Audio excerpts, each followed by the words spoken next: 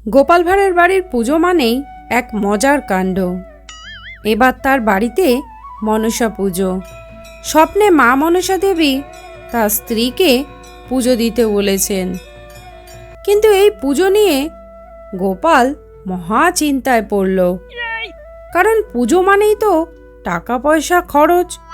এদিকে গোপালের স্ত্রী গোপালকে ডাকতে থাকে, ওগো শুনছো, আজ আমি মনসা পুজো করব।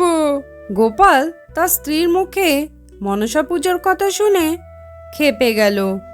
সাথে সাথে তার স্ত্রীকে বললে, সে কি, এই তো পুরো মাস ধরে বাবার উপোস করলে, আবার এখন মায়ের পুজো করার কি দরকার? গোপাল মুখ ভার করে বললে, আচ্ছা, পুজো মানেই তো সেই খরচ, ফুল ফল মিষ্টি নৈবেদ্য, এসবের খরচ কোথা থেকে আসবে শুনি?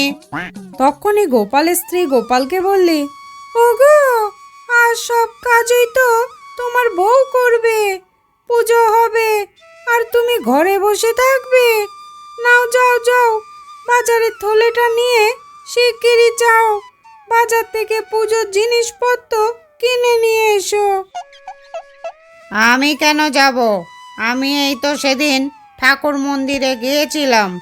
ঠাকুর আমাকে বলেছেন, গোপাল, পুজো করতে তোর এক পয়সাও খরচ হবে না, তুই শুধু ভক্তি আর বিশ্বাস নিয়ে আমার পুজো করবি। গোপালের কথা শুনে গোপালের স্ত্রী হো হো করে হেসে বললে, ওগো ভক্তি আর বিশ্বাস দিয়ে তো পুজো হবে না। ঠাকুরের পেটে তো আর ভক্তি বিশ্বাস যায় না। যাও যাও, আগে বাজার থেকে সব কিছু নিয়ে এসো, তারপরে কথা বলবে। অবশেষে গোপাল তার স্ত্রীর কথা মতো বাজারে যায়। সারা বাজার ঘুরে ঘুরে দেখছে কোথা থেকে কি কেনা যায়। সব জিনিসের দাম শুনে গোপালের চোখ কপালে। শেষমেশ এক সবজি বিক্রেতার কাছ থেকে একটা শসা নিয়ে বলল, আচ্ছা দাদা, এই শসাটা দিয়ে দাও, এটা দিয়ে নৈবেদ্য হবে। সবজি বিক্রেতা এই কথা শুনে বলল, বাবু, শশা দিয়ে নৈবেদ্য হয় না। নৈবেদ্যের জন্য তো শশা লাগে না, নৈবেদ্যের জন্য ফল আর মিষ্টি লাগে। সবজিওয়ালার কথা শুনে গোপাল বললে, আরে বাবা, নৈবেদ্য মানেই তো ঠাকুরের জন্য খাবার, আর শশা তো সবজি নয়, শশা তো একটা ফল। সেটা তো তুমি বললে না বাপু। বইয়ের জোড়াজুড়িতে অবশেষে গোপালকে সব জিনিসপত্র কিনে আনতেই হলো।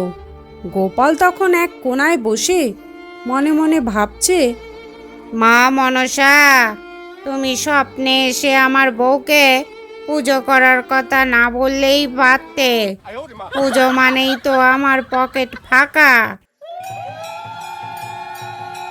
গোপালের স্ত্রীর পুজো শেষ হলে গোপাল তার স্ত্রীকে বললে, কি গিন্নি, এবার তো পুজো শেষ, আর তো কোনো খরচ নেই।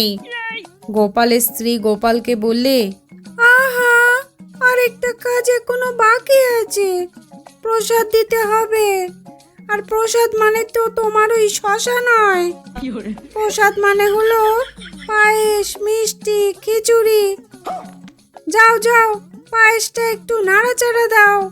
গোপাল তখনই মনে মনে ভাবলো, যাকে বাবা, বাঁচা গেছে।